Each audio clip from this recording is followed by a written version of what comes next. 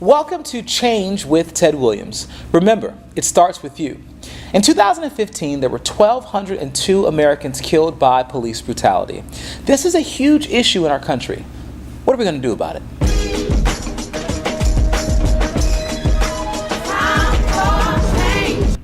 Joining us today to talk about the problem of police brutality are two distinguished professors. Professor Connie Mixon from Elmhurst College and Professor C.M. Winters-Palacio from the City Colleges of Chicago. Welcome, ladies. Thank you for having us. So how bad is the problem, Dr. Mixon? We don't really know. The FBI doesn't have reliable data. There's no national clearinghouse for tracking police brutality, as reporting is largely voluntary by municipalities. What we do know in Chicago is that police shoot on average around 50 individuals each year, with around 75% of those being African American. Yes, and I've read that, and I know there are different numbers depending on where we go. I've read that the numbers are a little over 1,000, about 1,200 in 2015. People that were killed nationally by the police. You are a community activist. You are a union person. I've always thought about this. Why is it so difficult to prosecute police when they are guilty of misconduct? One of the main things about organized labor, which are unions, is working in an organized labor environment. There's a contract. Your contract board, for city colleges, it's called the contract board agreement. It's your union contract. One of the key sections of a union contract, which helps to establish working conditions, payment, and things, salary, and things of that nature, is the grievance clause. They have, by far, one of the best grievance clauses I've ever seen. I mean, it is ironclad. It really protects its members. And I understand the intent behind that, especially considering the job that they do. It may be an issue of whether or not, when they go back to contract negotiations, because that's the only time that issue is going to get solved, by the way, is that they've got to go back and revisit that grievance clause. But the grievance clause is there because of the type of work that police are required to do. So at the same time, you don't want everyone to go around willy-nilly make all these false accusations, right? There's got to be a medium between the two. And so I think what would really help a lot of times when politicians or just lay members in general, people really need to sit down and read that grievance clause and understand exactly how the city's hands are tied, but then also understand what type of empowerment, or more importantly, what type of accountability or role of accountability does the union play in these conversations as well too. Because right now when we have these conversations, it seems as if the soundbite is the union is there to protect its members and it doesn't care about the residual effect. Yeah, and I think it's important to keep in mind that the vast majority of police officers are good cops. Yes.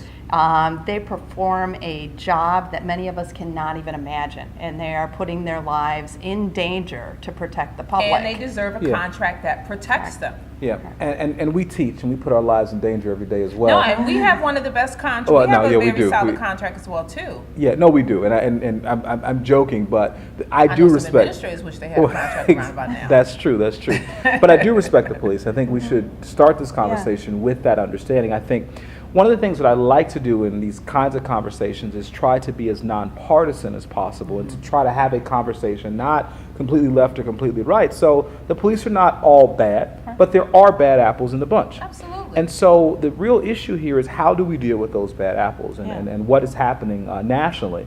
We know this is a real problem. Yeah, I mean, it's a small portion of police officers, but I think that social media and the advent of technology is playing a big role in this. I mean, everybody's got a camera. I don't know that it's any worse today than it was 20 years ago. That's a good point. Right? Because everybody's got a camera in their pocket. And so we see on the social media, we see the Eric Gardners, the Michael Browns, the Tamir Rices, Freddie Gray, Sandra Bland, right?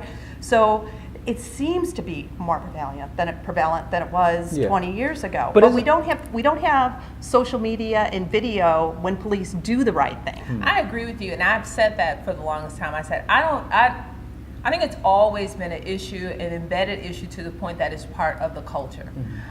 I do believe that because of social media, it's quicker to get out. It's quicker to distribute. But that's a good thing, right? It is a good thing. Yeah, it's a good thing. I think it is a good thing because, I mean, it's like I've always said, as much as we talk about, the conversations about Black Lives Matter, things of that nature, the conversation seems to take a very patriarchal tone, right? It's more about Black men, and that really has been the concentration of it. And I've always said through, wincing my teeth, before coffee, waiting on the coffee, like, yeah, but I can assure you there have been just as many women who have been completely obliterated, and not from a gunshot. I'm talking about the acts of rape and sexual assault that completely go. Yeah, there was just a case knowing. in Oklahoma, if you guys, Yes. this police officer that had sexually abused a number of women. Yeah, but the thing is about even with cases like that, that's like the crescendo of like the worst of the worst. Sure. You know what I'm saying? I mean, he was out there ridiculous, but then Sure. the question becomes,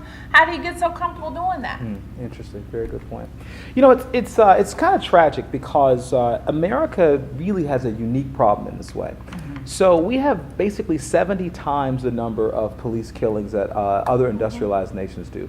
Check these numbers out. In Canada, there were 14 police killings in 2014.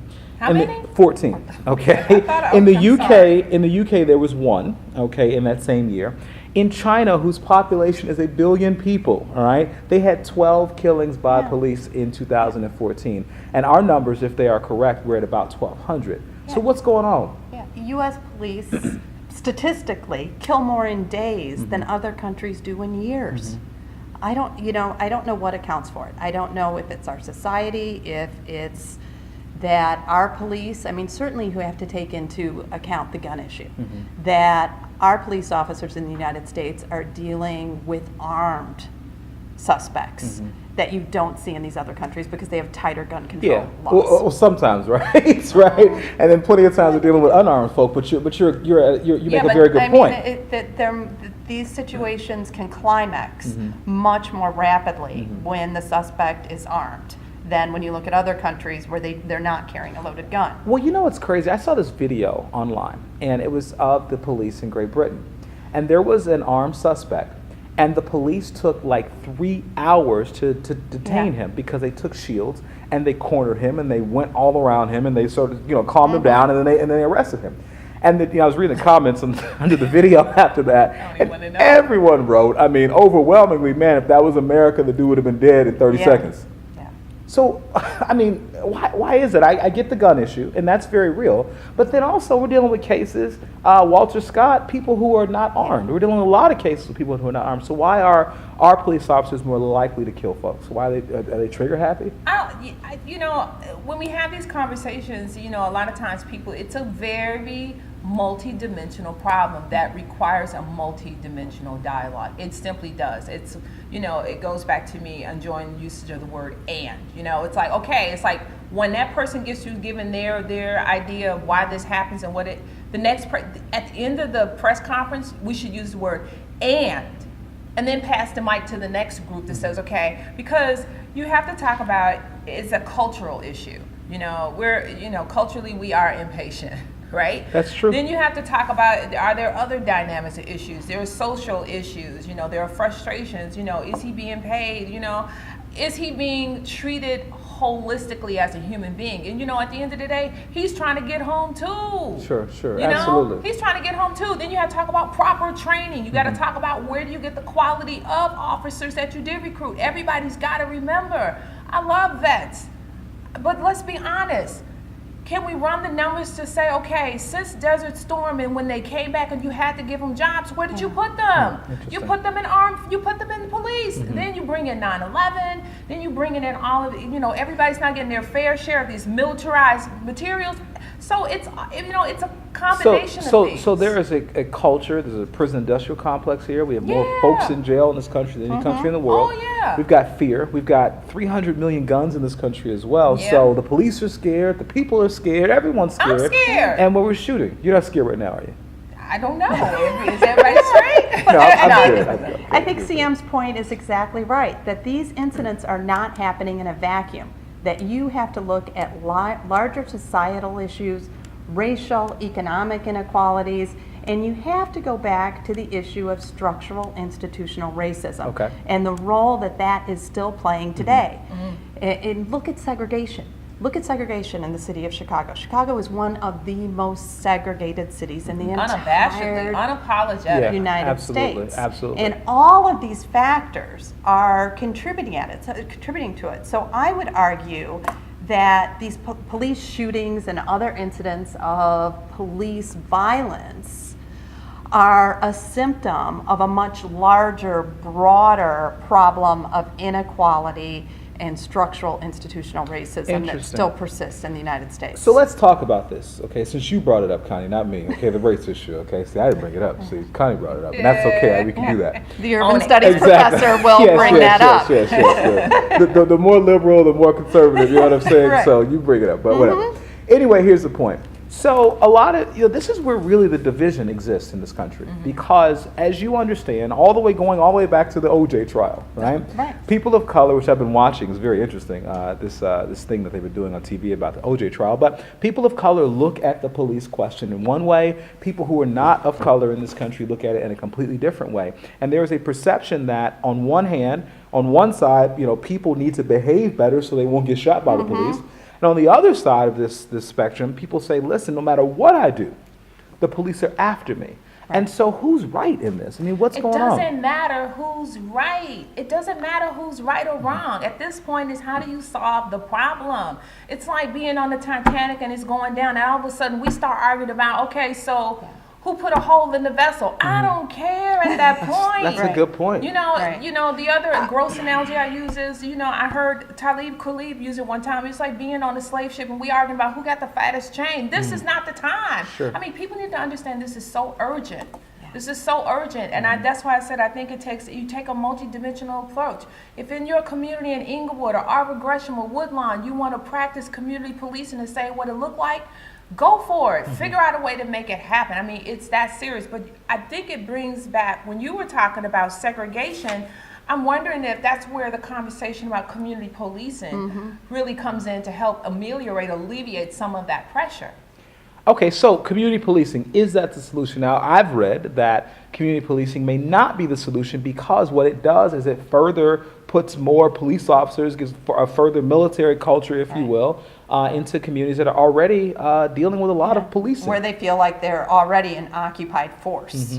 And there's just more police officers there. But I think there's room for multiple solutions. Community policing might be part of it. I think accountability. There's not very much accountability. If officers know that they will be held accountable, that prosecutors will be able to indict them, that makes a difference too. I mean, there's many things. Community policing, it's accountability, it's of having a police force that looks like the population that it's sworn to protect. I mean, that's what we could look at Baltimore, we could look at Ferguson, we could look at the area of Cleveland, and we see through the history of the racial demographics of those areas where they changed. These were originally white flight areas, right? So when white flight was happening in the 1950s, 1960s, whites moved to places like Ferguson. And as we see a demographic inversion happening now, we see further white flight from these particular inner ring suburbs. And they're now predominantly dominated by minority populations, but they still have the structures and the institutions and the police officers of a white suburban community. Well, you talked about accountability. Can we say that we are holding police officers more accountable now than we did even 15, 20 years ago? Because I just read about this case in New York that just broke, where this gentleman, this police officer, shot and killed someone in the stairwell. He didn't know sort of who they were. Oh yeah, and shot yes, into the dark. Yes, Yeah. And he was indicted for manslaughter charges and police misconduct. So this is starting to happen. Now here's a reality, and I would say this: being a person of color, I know that there's a perception that there really is no justice on these things. Is that changing? I don't know. I mean, for me, when I heard about the case, the first thing I said was I want to read his union contract. Because his union contract may say, City of Chicago, they have a contract where the Office of the Inspector General can go in because there are contract board rules, and then there are just institutional, organizational policy rules. So you have to look at that contract. But to pivot back, talking about community policing, I think Connie and I were talking about this earlier. It's like, are we really talking community policing? I think a lot of people say it, and I don't know we're all talking about the same thing. Because community policing is different than, the police living in the community. You know, community policing, you know, the police, he's there in that community, he walks around, but then he leaves at the end of the day, as opposed to, I live in this area, I work in this area. I think that helps to help to tease out the concept of militarization. Okay, well, I mean, that makes sense. So, you know, interestingly enough, there is a social cost, a financial cost of this issue. So the family of Laquan McDonald was paid $5 million by the city of Chicago. And the city is paying out millions of dollars. In fact, I've read a study that said that we've paid in the last decade $521 million from the city of Chicago for police misconduct But what does cases. that tell you, though, Ted? Well, I guess it tells us it's happening. No, it tells you it's business as usual. That helps to answer our question, how common is this? Oh, it's common. It's been going on. It's just now everybody's showing it because of social media. I mean, the amazing thing is Well, okay, you ready? Okay, The come on, alderman. Sam. When the alderman came out and they played, you know, we didn't know anything, I didn't know. I was like, oh, how could you not know? Because the Committee of Finance always meets on Monday, sir. And at the Committee of Finance is where they agreed to make those settlement agreements. Sure. I don't know how Laquan slipped under the radar. I believe, if I read the transcript correctly, it was also the same day that they did the settlement for Burge case. So the idea of police and brutality, that was on everyone's lips.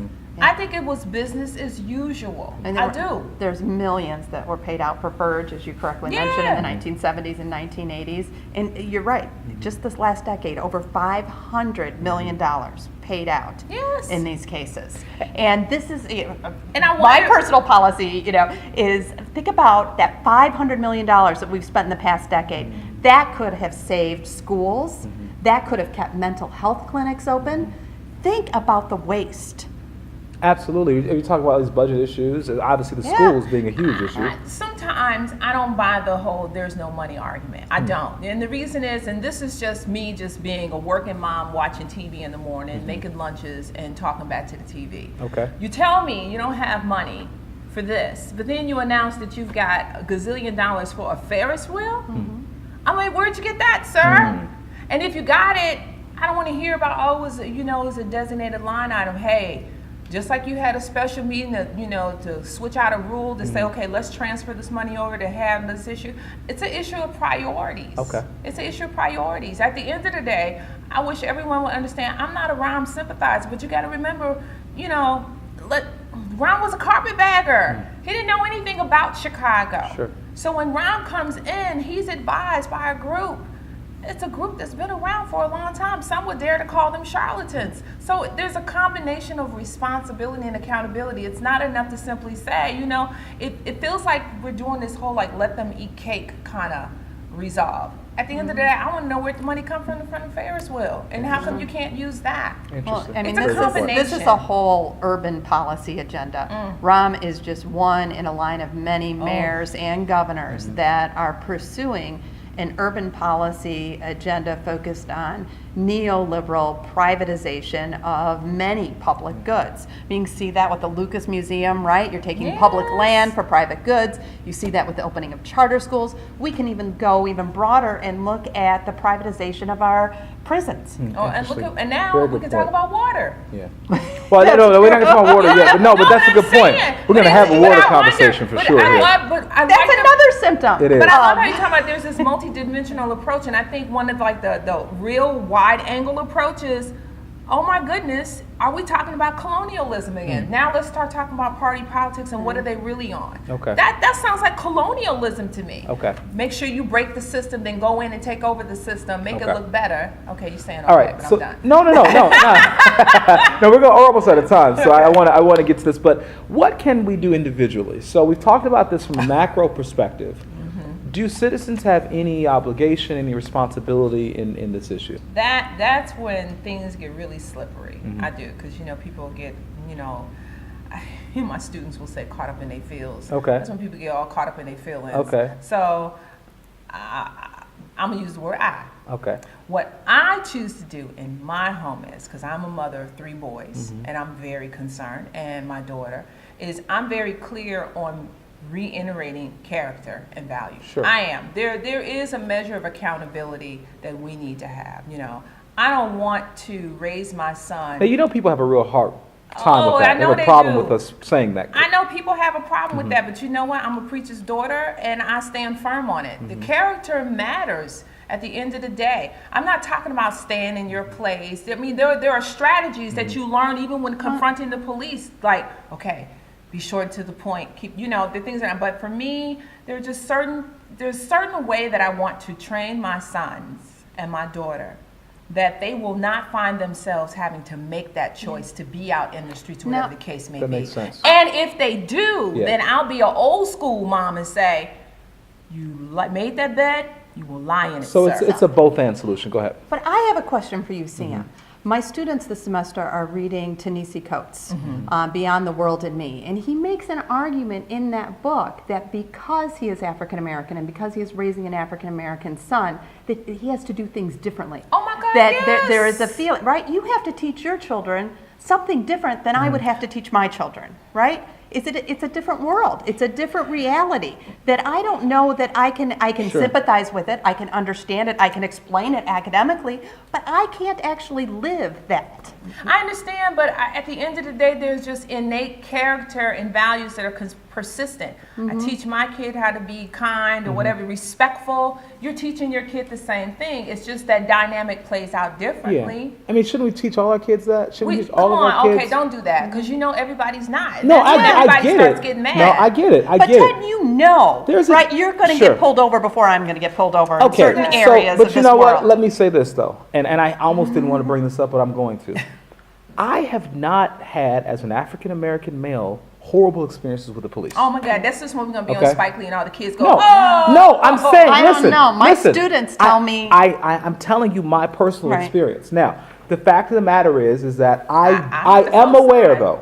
I am aware, Connie, that there may be perceptions of me because of the color of my skin. For that reason, I work very hard to, in certain ways, try to put some of those ridiculous myths or stereotypes to rest. However, I just haven't had really bad experiences. But that doesn't mean that that's not the reality Right. for many people, and I yeah. get that. No, you're right. I mean, it goes back, you know, I'm a Southern girl in the urban world, right? And I would always remember my parents go, act accordingly. And some people would say, oh, but you're teaching your kids how to behave. And I'm like, look, I need Miles to come home. I need Miles to come home. And I get that too. I need to come home. Yeah. But I do agree with you. I have not had the number of experiences, and I don't share that same narrative. I have a different narrative when it comes to interaction with the police and the neighborhood and things of that nature. But like you, I understand that it exists. But let's be honest, my demographic and your demographic and their demographic is totally different. It goes back to a conversation of character and values. I'm not saying that a college student can't come home and get killed by the police. Of course That's not they what can. I'm saying. Of course they Even can. Skip Gates Yeah. knew and understood that he too could get arrested. Absolutely. You understand what I'm Yeah. saying? But I think there's a level of character and value that come with it. So even if he decided to be a police officer, he takes those lessons with him. And I think beyond the individual, you have to think about this as a collective action. Oh, absolutely. Right? Yeah. And, It's And a at the system. macro that's where level, we see- the numbers don't share my particular experience. I know that for a fact. So I get that. Yeah. And I think that it has to be, I mean, we're starting to see some of the social justice movements around this issue, Black Lives Matters, and I think that's important. I think that when people come together to demand that they be heard, I mean, that's how democracy works, right? Yeah. I mean, that's democracy. But Absolutely. it's a symphony. It's a symphony conversation. And I think, but the conversations about accountability and personal character, things of those more micro conversations, those are the conversations that I really feel that we have to own those conversations unapologetically. And I'm going to put the onus on women more than anything, because we're there in their homes. We're the ones that take on that major responsibility. And I think more women need to come forward and have those conversations. Like, look, men, collectively, let's be honest, we tired. Yeah. Y'all need to get it together. Very You good know, I point. mean, those are the kind of conversations that we have to be willing to have. Very good point. Well, ladies, we are out of time today. Oh, thank you. But thank you. This has been fantastic, and it is good to reunite with you guys. You all are awesome, and I really enjoy these conversations, and I Thank look you for forward to having many us. more. Thanks, Ted. Thank you all so much for watching today. We all have the power to change our communities. Remember, it all starts with you. And now introducing our special musical guest, Chicago-based and Nigerian-born artist Aking Basie, with his hit, Wonderland.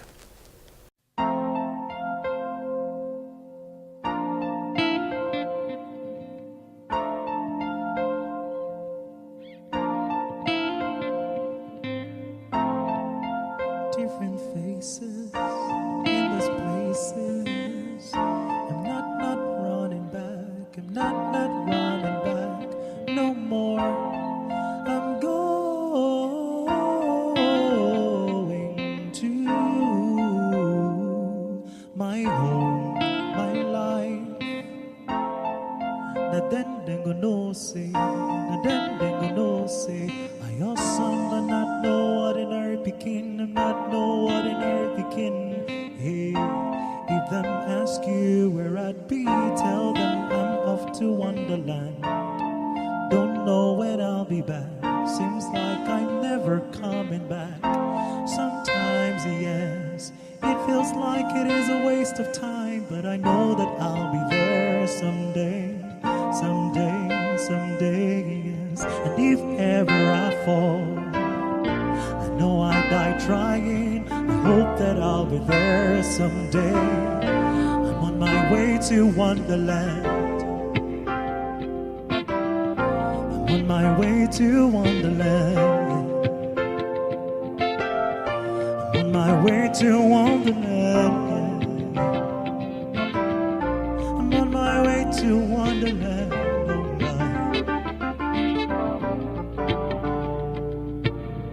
I tried to hold on to something, but they said I wouldn't make it. Ups and downs and more downs, no doubts. But I said every day for me is a lovely day for me. I'ma be that hero, hero, hero, hero. I said a radio killer. Nobody to stop my shine, nobody to end my story. I'ma be that hero, I'ma be that hero. Hey, now then they gonna say, now then they gonna say, I awesome and not no ordinary picking, and not no ordinary picking. Hey, if them ask you where I'd be, tell them I'm off to Wonderland. Don't know when I'll be back. Seems like I'm never coming back. Sometimes, yes, it feels like it is a waste of time, but I know that I'll be there someday, someday, someday, yeah, yeah. And if ever I fall, I know I die trying. I know that I'll be there someday. I'm on my way to Wonderland. Way to Wonderland, I'm on my way to Wonderland. Yes, I'm on my way to Wonderland. Hey. I'm on my way to Wonderland. Wonder, wonder. I'm on my way to Wonderland. Wonder, I wonder. I'm on my way to something better. Wonder, I wonder, there are beautiful people. I wonder, I'm on my way to Wonderland. Woo! I'm on my way to something better, better. I'm on my way to Wonderland. Oh my, it's a beautiful city. It's a beautiful city.